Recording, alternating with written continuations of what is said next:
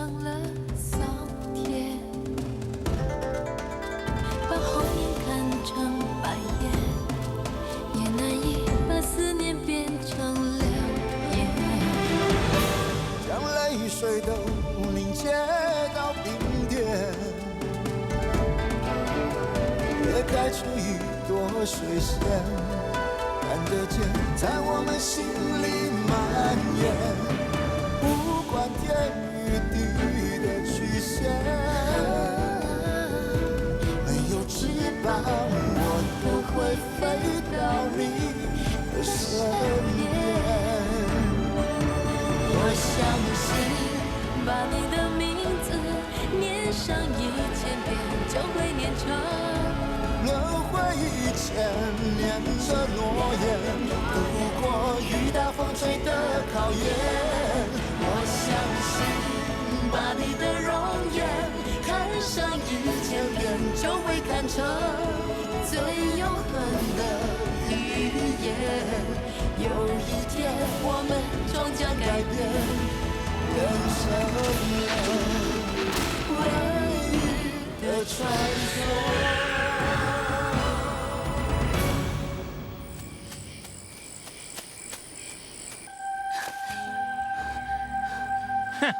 如果我把你当日不守清规的丑事说出来，你不但会身败名裂，还会被师父给杀了。我尹志平竟然会做出这种事情来，我对不起师父，我对不起他。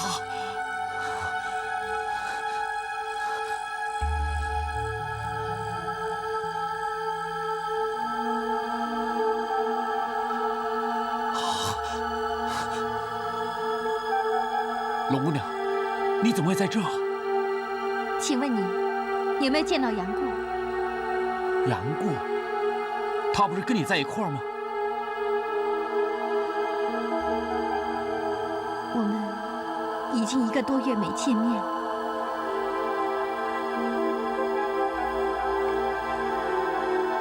你到底有没有见过他？见过。真的？他到底在哪儿？他已经回到那位郭伯伯的身边了。他们现在在哪儿？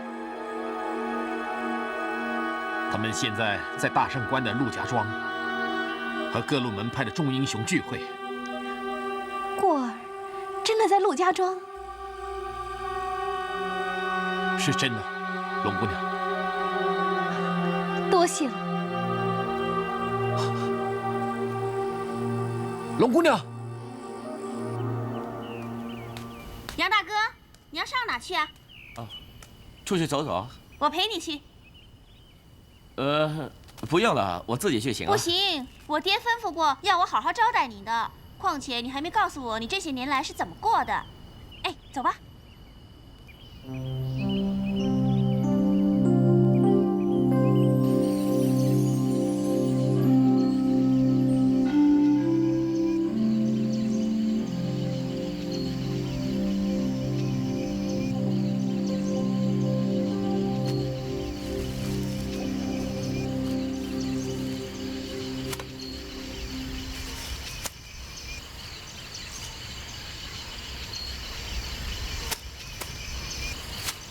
杨大哥，你师傅为什么不要你啊？哦，我师傅为什么不要我？原因可多了。我这个人又笨又懒惰，脾气又坏，又不会像其他人那样去伺候师傅的亲人，买什么马鞭子啊，买什么驴鞭子的。你胡说些什么？我说我自己不中用，讨不到师傅的欢心。你们两个为什么鬼鬼祟祟躲在背后偷听人家说话嘛？我，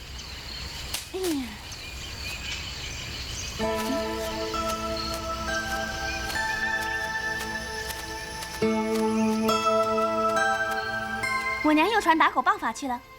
对呀，鲁长老，你真够笨的了，打狗棒法学了这么久还学不会。鲁叔叔很笨，那你很聪明啊。打狗棒法乃是丐帮的镇帮之宝，我娘说这功夫神妙无比，在天下的兵刃当中是最厉害的招数，可不是10天半个月就能学会的。哎，只可惜除了丐帮的帮主，这办法是不传外人的。哎，如果有一天你能够当上帮主的话，鲁叔叔还是照样会教你这棒法。连我爹都不会这棒法，你呀就别痴心妄想了。凭我这块料，怎么当丐帮帮主呢？啊，福妹，你说师母怎么会选中鲁长老接替他的呢？这些年来，我娘只是挂个名儿，丐帮大大小小的事都是由鲁叔叔办着。我娘听见丐帮的事情就头痛，她说：“为什么老是有名无实的当帮主呢？不如让鲁叔叔名正言顺的当帮主。”我娘说，等鲁叔叔学会打狗棒法之后，就正式把位子传给他。凤妹，打狗棒法到底是怎么打的？你有没有看过？没有，我也没见过。对了，就是这样打，就是这样，这样，这样。干嘛打我？好啊，你当我是狗啊！我饶不了你！打狗！干嘛要打我？别打了，别打了！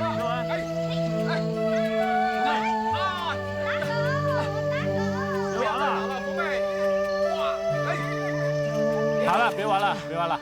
大武哥哥，我们去瞧瞧这打狗棒法到底是什么宝贝模样。啊，好啊，好吧。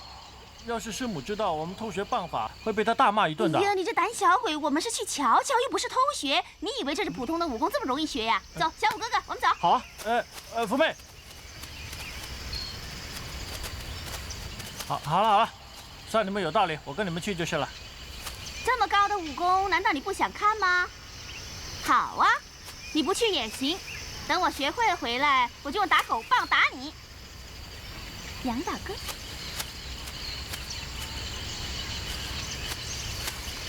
杨大哥，杨大哥，你也跟我们一起去吧。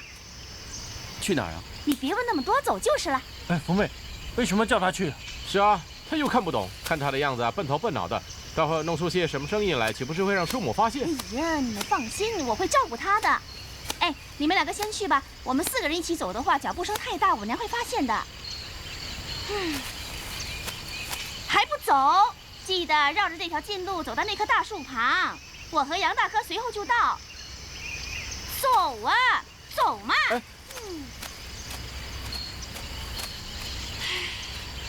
郭姑娘，叹什么气呀？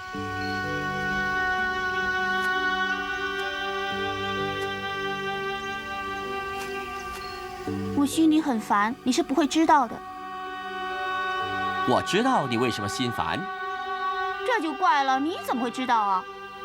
好。要是我猜中的话，你不可以抵了。好，你猜。武家兄弟俩都很喜欢你，讨好你，所以啊，你心中就难以取舍。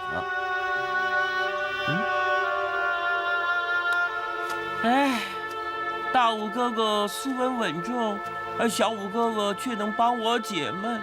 他们2个都是英俊少年，武功了得，又千依百顺，他们又向我大献殷勤。哎，当真哥哥有哥哥的好，弟弟有弟弟的强。可是我一个人又怎么能架2个郎君？喂，你怎么满嘴胡言乱语嘛？不理你了。啊，我不说。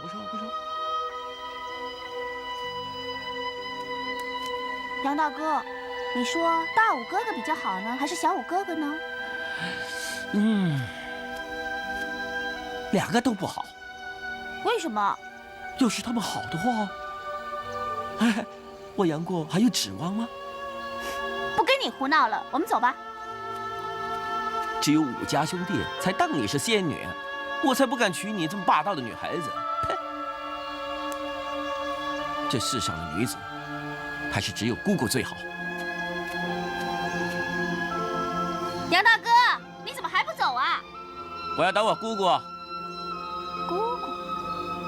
谁是你姑姑啊？你姑姑现在在哪儿啊？我突然感觉到，她会来这里找我。唉，你怎么又在胡说八道了？什么感觉，什么姑姑的，简直一派胡言。杨大哥，我们快走吧。要是我们去晚了，让娘先到，我们就偷看不成了。走吧。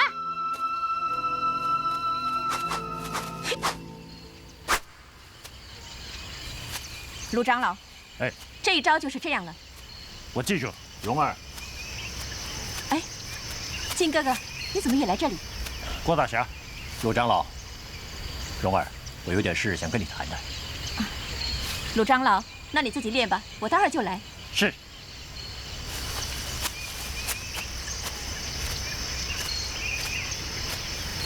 蓉儿，你有了身孕，你要照顾自己的身体，别动了胎气。丐帮的大小事务全都交给鲁长老办好了。丐帮的很多事情已经由鲁长老处理了，我根本不必操心。可是我看你最近一直在教他打狗棒，我怕你累坏了。没办法，我打算在英雄大会之前把帮主之位传给鲁长老。可是按照帮规，他必须学会打狗棒，我必须在短时间之内把打狗棒的口诀全都传授给鲁长老。丐帮之事我根本不用操心，反而是福儿的终身大事，我却有点放心不下。福儿的终身大事当然不能忽视，可是过儿年纪还小，少年人顽皮闹事总是免不了的。况且全真教的事，我并不认为完全是过儿的错。他在全真教捣乱，我才不在乎呢。顾念郭杨两家祖上留下的交情，原本是应该的。可是杨过这孩子狡猾得很，我越看他越觉得他像他父亲，我怎么放心把福儿许配给他呢？当年杨康兄弟不幸流落金国王府，认贼作父，才会落得如此悲惨的下场，也是最后尸骨不全。如果当年他是交给杨铁心叔父教养的话，一定不至于如此。那倒也是。全真教既然不肯收容过儿，就让我亲自教导他好了。杨铁心叔父临死之前重托于我，好好照顾过儿的爹。可是这件事情我没有办好。如果现在再不把过儿当亲人一样看待，我怎么对得起死去的杨叔父呢？况且过儿极为聪明，如果我把武功传授给他，也不枉我跟他爹结义一场啊。我就是怕他聪明反被聪明误，所以只教他读书，不教他武功，就是希望他长大成人之后能做个深明大义、顶天立地的男儿。纵使他不会半点武功，我们把福儿许配给他，那也心满意足了。郭杨两家世交那么好，如果过儿和福儿能够结为夫妻的话，实在是天下的美事啊！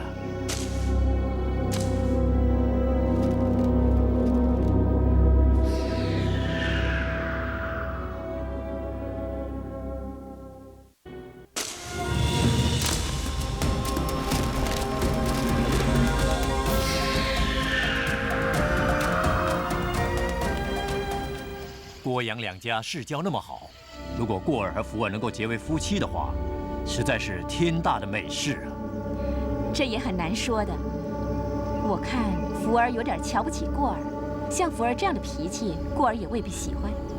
倒是大武、小武对他千依百顺的。啊，金哥哥，你说是大武好呢，还是小武好呢？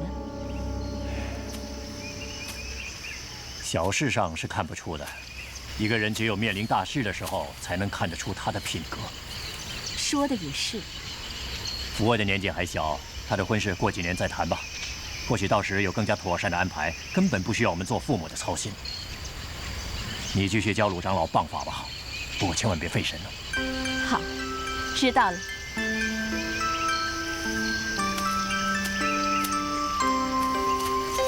快点！哎，小心点，别那么大声。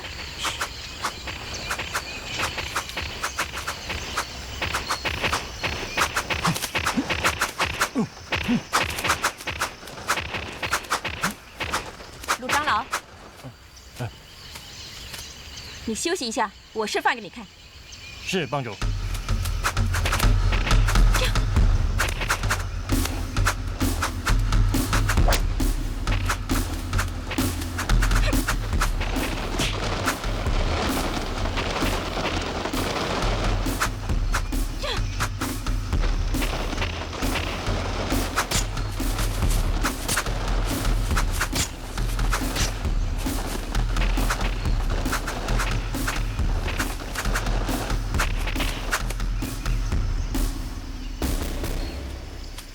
鲁长老，今天就教到这里为止，你回去慢慢想吧。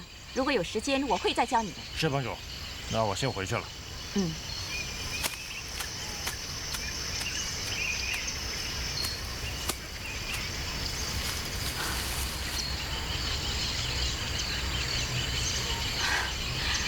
福儿、贵儿、大武、小武，你们出来吧。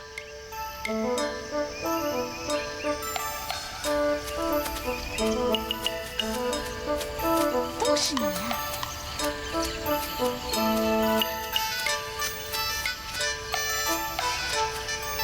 娘，你真有本事，什么事都瞒不过你。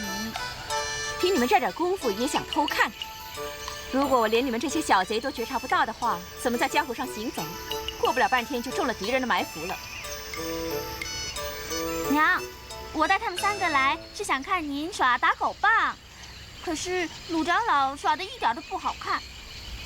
不如娘，你就再耍给我们看嘛。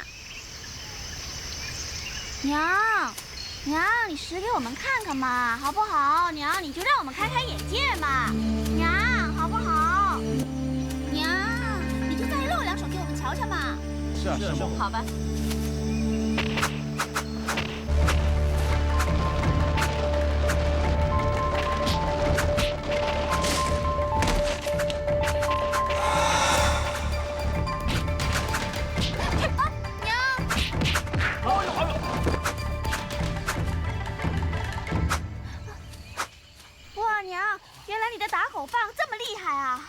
这打狗棒是非常厉害的功夫，它自成一派，跟其他武功毫无牵连。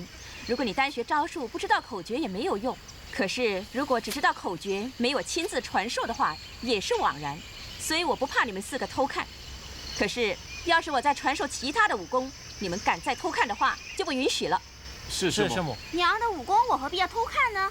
娘啊，自然会教我的。小鬼，快跟大武、小武玩去吧，我有话要跟过儿说。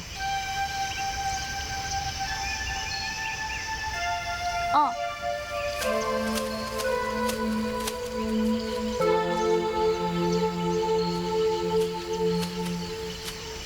过儿，到前面坐吧。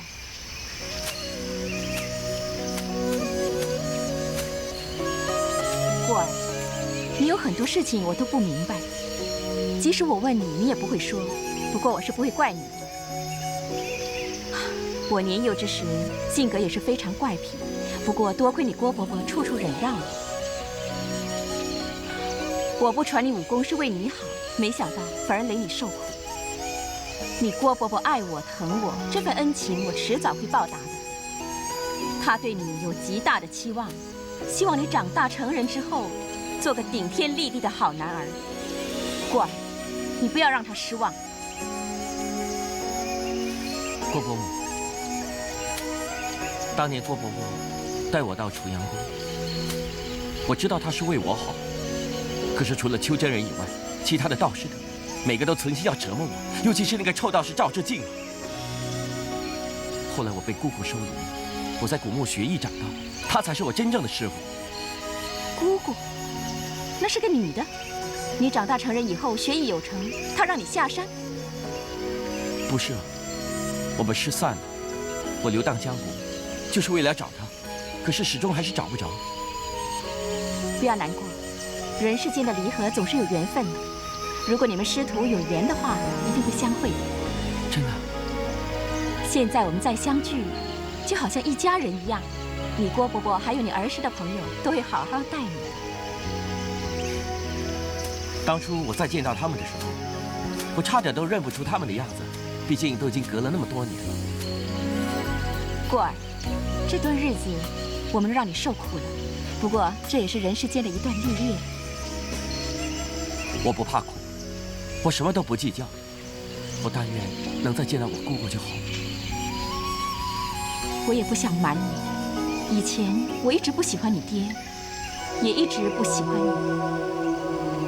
不过从今以后，我会好好待你，我会把全部的武功传授给你。郭伯伯也会把全部的武功传授给你。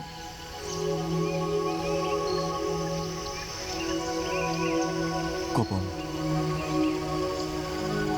我以前很多事情都瞒着你，我以后什么都跟你说。啊，过儿，今天我累了，过几天再说吧。我们回去吧。郭伯母，我有件很重要的事情要告诉你。郭伯母，你怎么了？你快坐下。你怎么了？我有了身孕，看来是动了胎气，所以感到丹田之气越来越不顺畅。你坐好。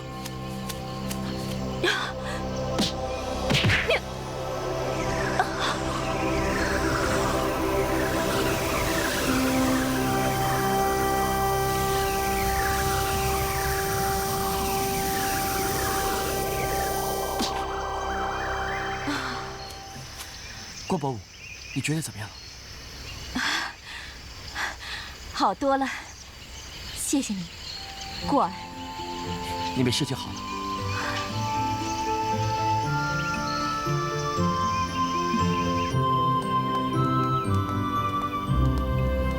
娘，你们回来啦！哎，你怎么这么高兴啊？娘，你猜是谁来了？今天是英雄大会之日，会是谁来了呢？哦，一定是大武小武的师伯师叔们来了，是吗？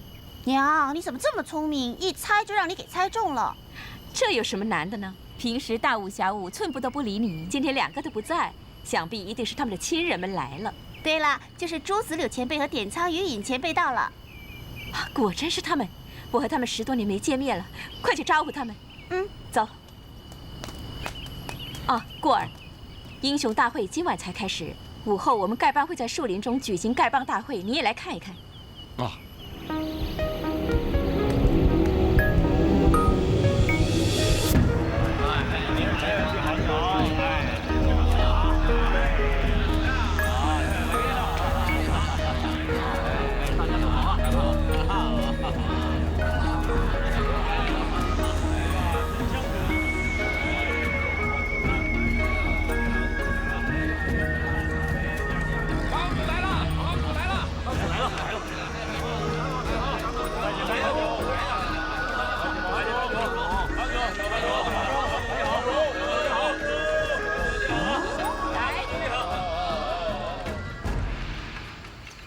堂主和乡主到齐了没有？到齐了。今天是新旧帮主交替之日，是本帮的隆重庆典。各位长老从东南西北各路来到，我感到非常高兴。这10多年来，鲁长老一直帮我处理帮中之事，他为人公平正直，敢作敢为，本帮各兄弟都心服口服。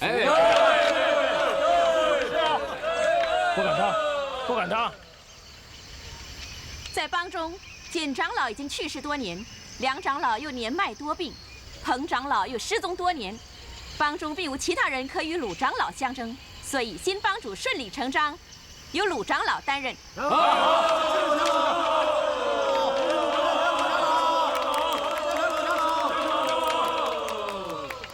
现在我按照帮中规矩，把历代帮主相传的打狗棒交给鲁长老。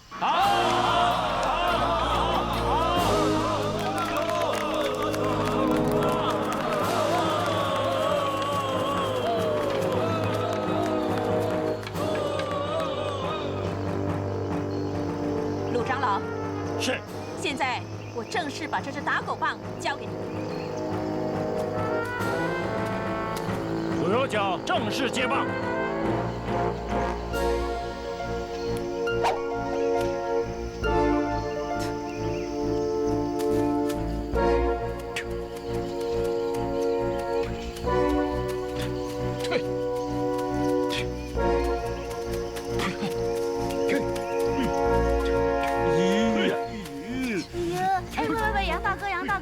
他们为什么要吐口水啊？我怎么知道啊？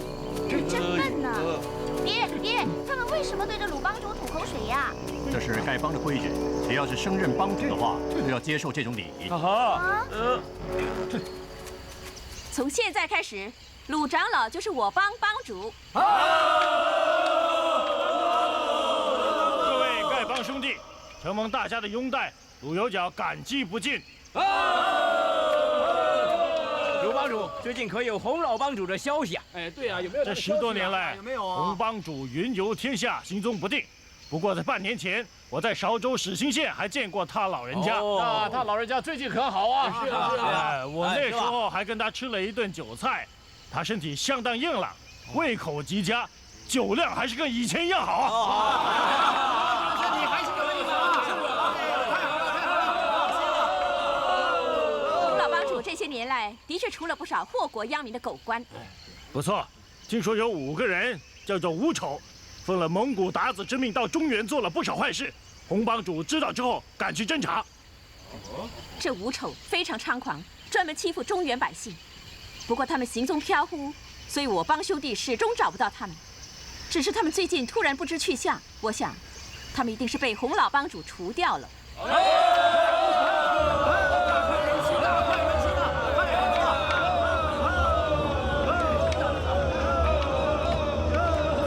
各位前辈，各位前辈，各位前辈，各位前辈！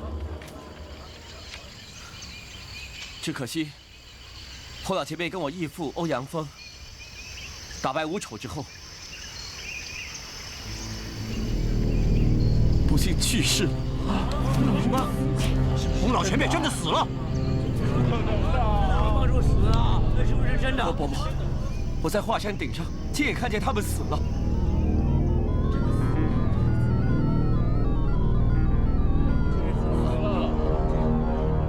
洪帮主！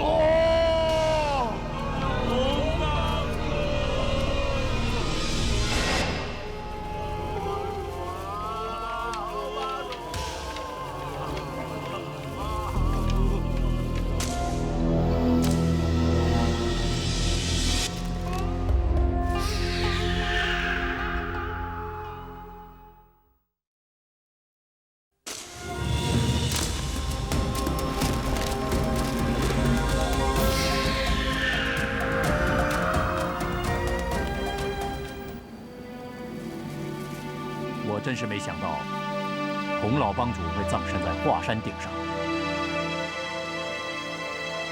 他不但是我和你郭伯母的师傅，也是我们的忘年之交。我们是相交几10年的老朋友。洪老帮主一生行侠仗义，嫉恶如仇。他是个光明磊落、顶天立地的好汉，不但在丐帮深受众弟子的尊敬，也是武林中人所敬仰的英雄。是啊，刚才我看到丐帮弟子那种哀痛之情，我就知道他是个受人爱戴的老前辈。回想当日和他相处的那段日子，他是个大情大性、不拘小节的老英雄。这段回忆，我杨过终身都不会忘记。洪老帮主的死，我知道大家都很难过。不过豹死留皮，人死留名，他老人家也不枉此生了。过儿，我们全家真的很想念你。刚才在丐帮举行的大会上，看你挺身而出，告诉众弟子洪老前辈之死，大义凛然，我实在是感触良多。郭伯伯已经老了，你也长大了。不，郭伯伯，你在过儿的眼中始终是个大英雄。不，只有洪老前辈才配得上称为大英雄。过儿，这些年来我一直都没有机会好好跟你谈一谈。我知道你一直都不喜欢郭伯母，所以……郭伯伯，都怪过儿以前太顽皮，常常令郭伯母心中不快。今日他跟我谈了很多事情，我心里终于明白，他还是关心我、疼爱我的。那就太好了，以后我们就是一家人，再也不要分开。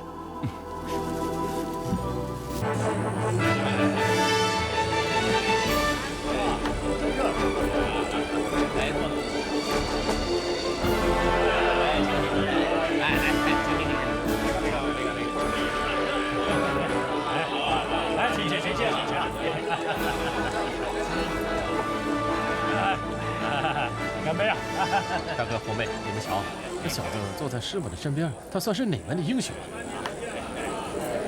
我娘为什么要这样安排？那你有本事，你就去把他赶走吧。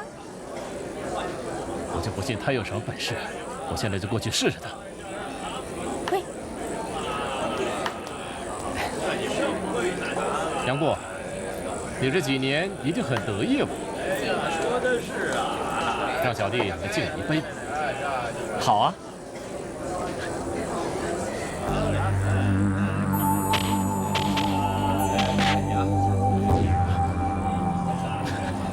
谢谢谢谢。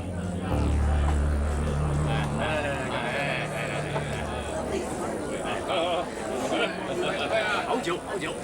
大哥，怎么师伯叫我们的阴阳指不能使用呢？怎么会这样？一定是你出指不对，或者是任学歪了。来，干杯干杯！怎么会不对呢？我还以为阴阳指是什么了不起的玩意儿，看来也没什么用。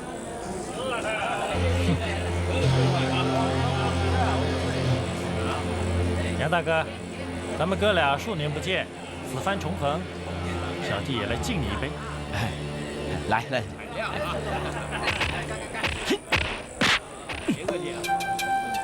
哎，依我看，喝了酒吃块鸡肉是最好不过了啊！来，干！真是没用。各位英雄，谢谢你们都来出席数十年难得一见的英雄大会，使本庄声色不少。我陆冠英以这杯酒向各位英雄致敬，大家干一杯！好，来，干杯！好酒。各位英雄，如今蒙古南侵，我们何不趁此天下英雄汇集，人人心怀忠义，共商妙策，共同抵御外侮，把蒙古鞑子赶出大宋江山。好主意啊！常言道，蛇无头不行，群龙不能无首。咱们空有忠义之志，如果没有一个带头大哥，大事也难成。各位，我提议就由陆庄主来带领我们吧。陆庄主好啊！我提议由郭大侠带领我们。丐帮王帮主。郭大侠好啊！郭大侠好啊！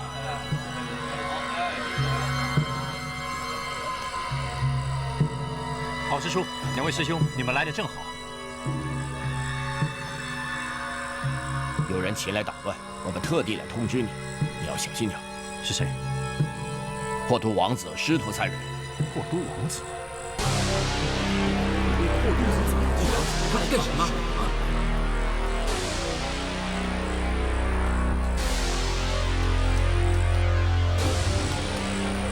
？3位远道而来，请就坐。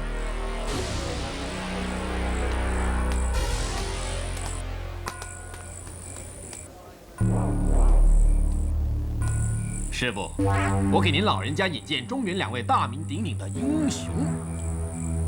这位是曾做过咱们蒙古西征右军元帅的郭靖大侠，在他的身旁是丐帮的黄帮主，也就是郭夫人。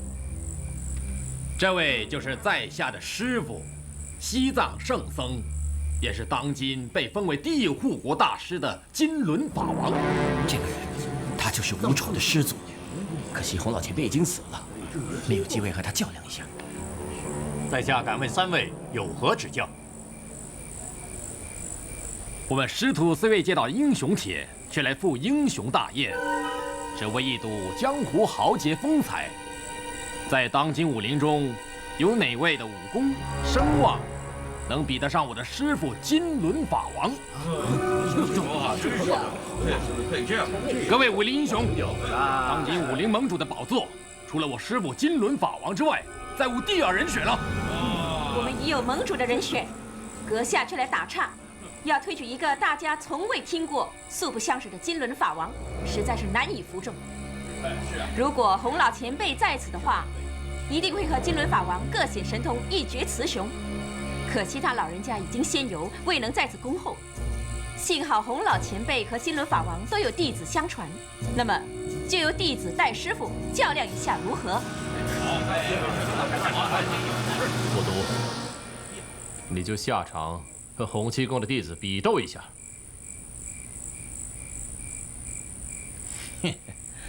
素闻丐帮的镇帮之宝，有一套叫什么打狗棒法的。这套打狗棒法，听说是洪七公生平最厉害的本事。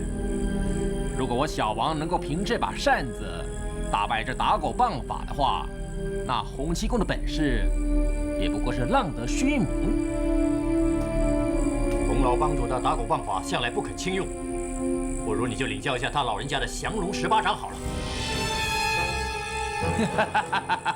在终南山的时候，阁下和小王有一面之缘。那时阁下还自称是全真教的门下，怎么又突然冒充洪七公的弟子呢？一个人头拜数位师傅也是常事。阁下武功虽强，却是一兼众门，显不出洪七公的真实本事。郭大侠是洪老帮主的门下弟子，若是他不能代替，又有谁可以代替呢？我看我们这次真是白跑一趟。我们千里迢迢的赶来英雄大会，可没想到全都是贪生怕死之徒。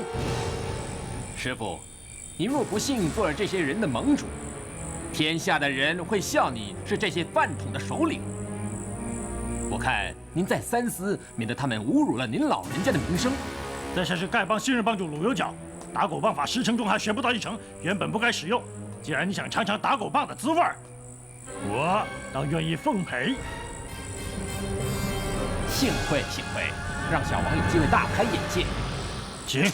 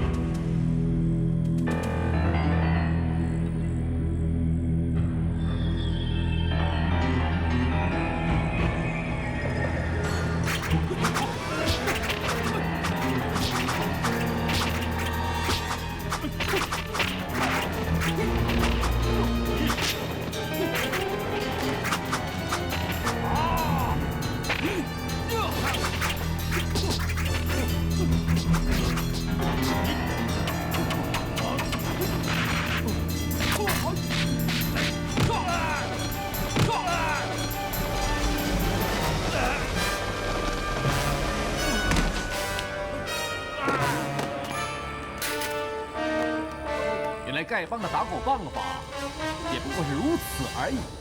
休得在此撒野！先领教我们的功夫再说。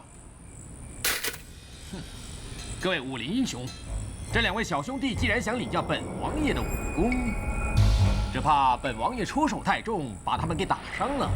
可是如果不跟他们比武的话，又好像怕了他们。这样好了，我们这么决定，3场定胜负。哪方面赢了2场的话，这武林盟主的宝座就属于哪方。刚才我和鲁帮主比武就不算了，大家的意见如何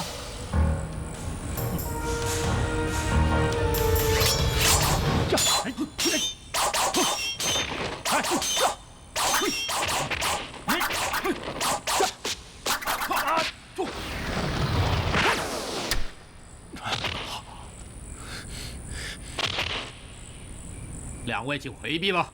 五哥哥，我们一起上！爹，你们2个回来。郭大侠，刚才那局自然也是不算。我们师徒3人，本王爷的功夫是最差的。好，就让我来打头阵吧。请问贵方要派出哪位来跟我比武呢？这次谁胜谁负？可不是闹着玩的。好，我们就3场比胜负。好，各位如有意见，请早点说出。胜负一定，所有的人就须听盟主之命。你比第1场，令师兄比第2场，尊师比第3场，你确定了没有？当然。朱师兄，以你一阳指的功夫，要对付这蒙古王子是不难的。郭靖辈分低微，愿出战第2回。至于金轮法王，师叔可愿出战？贫道愿意一试，请郭大侠放心。我只怕敌人出手狠毒，师叔千万要小心。郭大侠无需过度顾虑，只要有利于国家，就算老道丧生于魔僧之手，也算不了什么。郝道长，请放心，只要咱们在3场比武中先胜2场，这第3场就不必再比了。王帮主果然高明，在下身负重任，如果胜不了这个蒙古王子的话，可要被天下的英雄唾骂一世。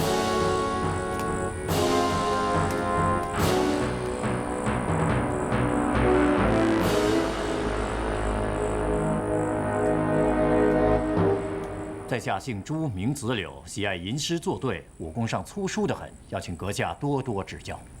小王向前辈讨教，请亮兵器。蒙古乃蛮夷之邦，未受圣人教化。既然你想请教，那我就指点指点。你出言羞辱我蒙古，饶你不得！我用的武器就是这把扇子，你使剑还是持刀？哼！鄙人一生与笔杆为伍，哪会使用什么兵器？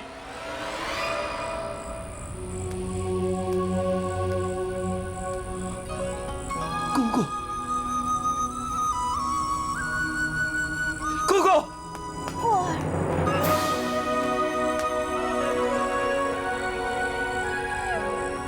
姑姑，今后你不会再丢下我不管了吧？我不知道。今后你到哪儿，过儿就跟你到哪儿。喂，我们在比武，滚开点！老天爷要我们受苦，才会在华山雪岭上错过。幸好现在，我们终于又重逢了。姑姑，我们过去那边坐。来。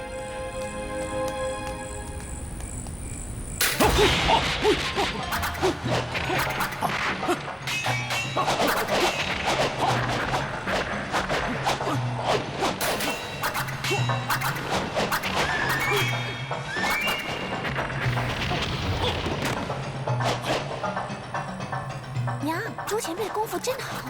福儿，如果让他喝上一杯酒的话，他的比诗会更佳。娘，快给朱前辈！朱大哥，喝杯酒。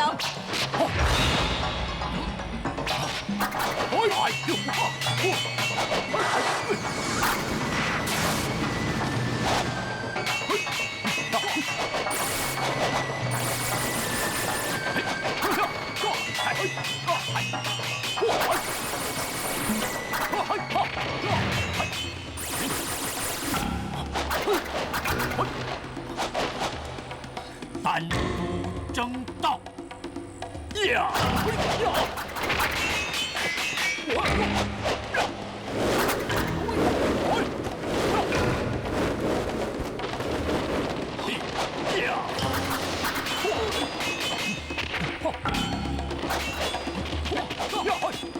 这姑娘似乎有上乘武功，过儿和她这么亲密，不知道她是哪位高人的门下。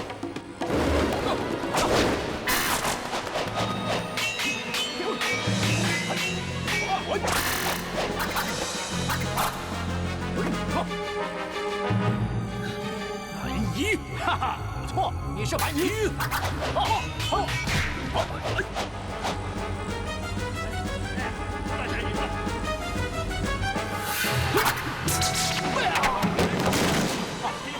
师弟，师弟，师弟，你怎么样了？师弟，师弟。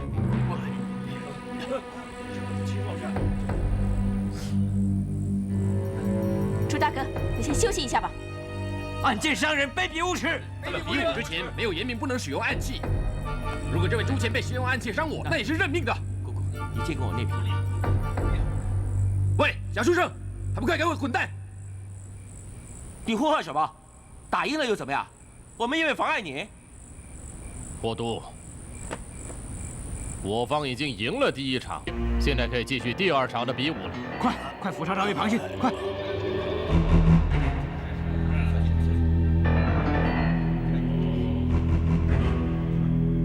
现在第2场由我师兄达尔巴出手，请问贵方派出哪位来指教？下场你再跟法王比一个高低。这一场和他较量，让我和他较量。师兄，请小心。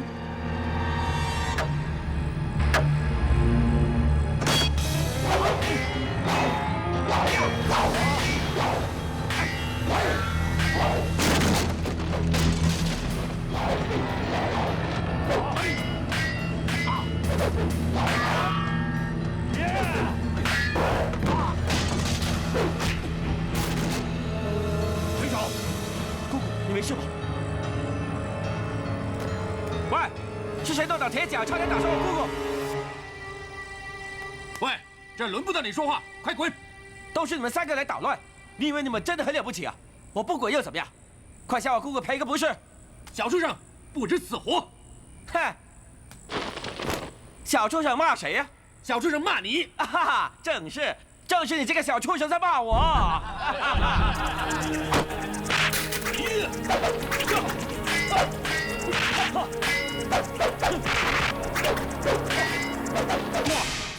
心有所系，魂也有所牵，寂寞染不上我心田。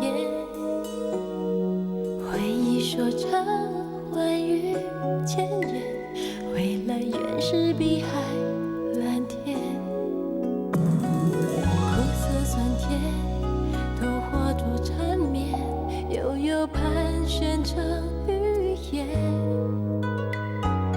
你的呼吸，你的眉眼，裹住我的冰心一片。我的祝福你会了解，你是我最想还的愿。也有阴缺，而爱自长远，总有一天再相见。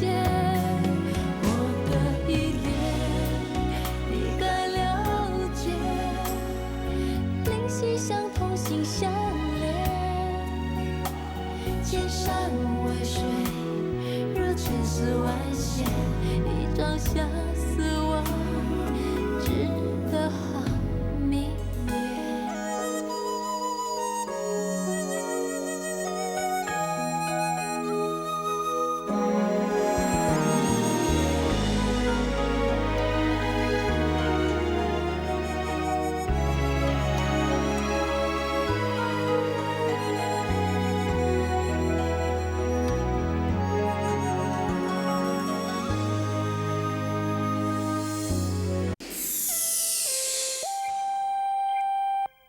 新传媒电视第8播到。